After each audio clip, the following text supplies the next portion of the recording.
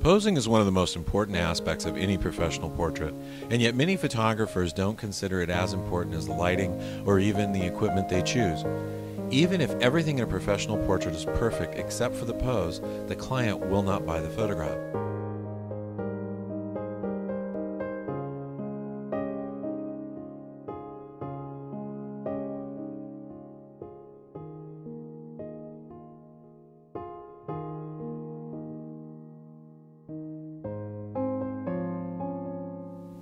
A pose must fulfill four primary purposes.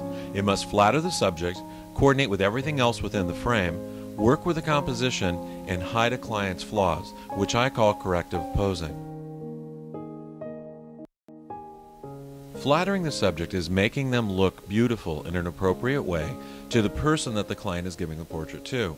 A portrait for a boyfriend will be posed differently than a portrait that's to be given to a parent, and that will be posed differently than a portrait that's for business. A pose must coordinate with everything else within the frame, which means the clothing, the background or scene, even the young lady's shoes make a difference in the pose you select. If this young lady were to go barefoot instead of wearing high heels, my posing choice would have been different. A pose needs to work with the composition and help direct the viewer's eye where you want it to go. People today are more concerned and aware of their own appearance than ever before, and this is at a time when almost everyone is concerned about their weight.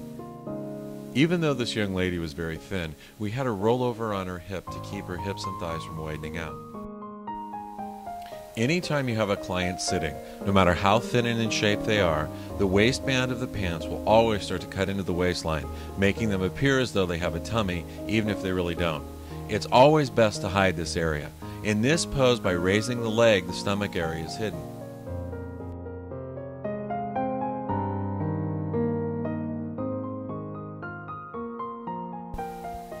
In a standing full-length pose, the widest view of the body is when you're squared off to the camera.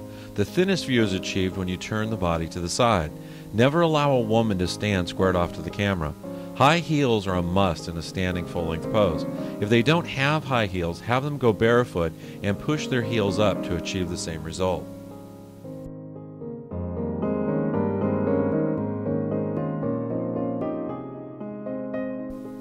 To effectively pose a woman full length, you have to study the body of a woman as she moves, or watch a truly elegant, beautiful woman as she stands.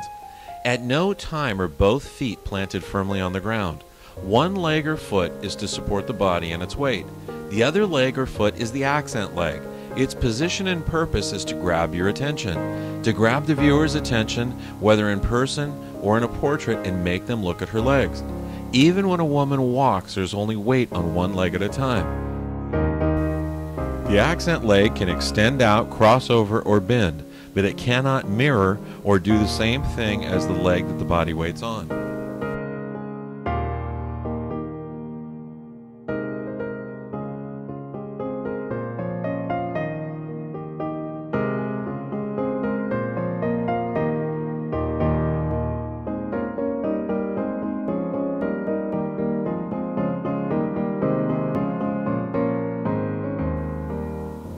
While a full-length pose can look really beautiful with the right subject, in many cases photographers tend to like full-length poses more than their clients. This is shown over and over again when you look at the sales figures for different styles of portraits. Typically, the larger the face appears within the frame, the better the portrait sells.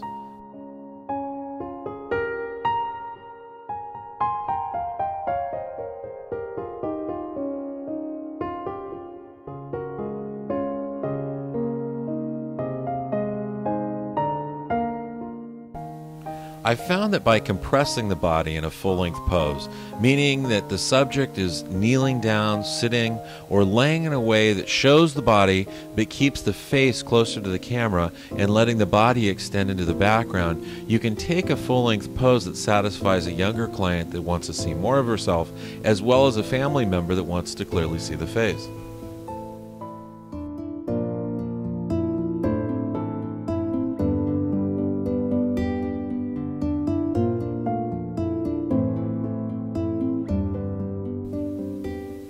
By far the best-selling poses in most studios are the head and shoulder poses.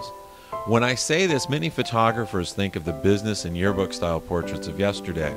And while these styles of head and shoulder portraits still have to be taken when it's called for, the ideas for head and shoulder poses are as limitless as those for full length.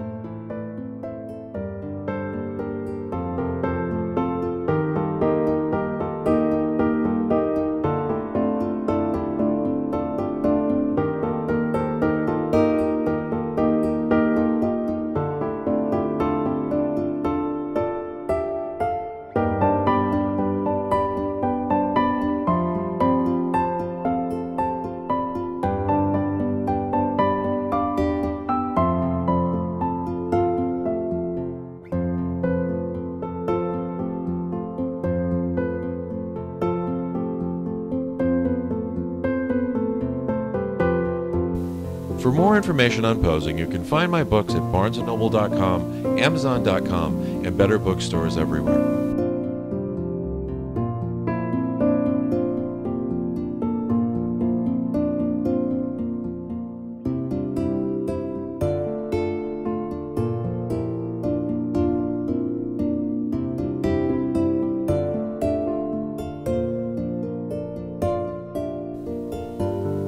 For new ideas, articles, and excerpts from my books, join me on Facebook.